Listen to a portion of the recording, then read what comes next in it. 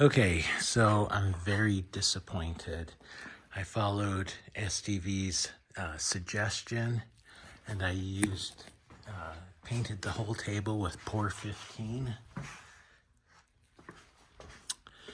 I used it twice to cut steel, maybe 3 times, very small. My first thing I cut was a 1-inch square.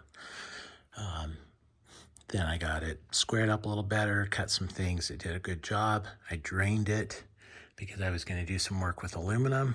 And when I drained it, I noticed all of these air bubbles had formed under the Pour 15. You can see this whole surface here. And of course, it just pills up now, and there is rust underneath of it. So it wasn't protecting anything. And I'm gonna have to peel the whole thing off and start from scratch with something. I don't know if it's Pour 15's fault. It may be because I painted it over the top of the existing black paint that STV used. But it seemed like a crazy amount of work to come in and sand the whole thing down before putting the Pour 15 on, so I just cleaned it really well. Obviously that didn't work.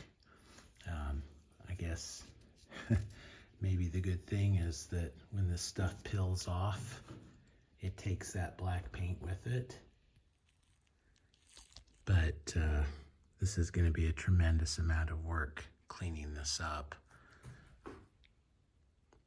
and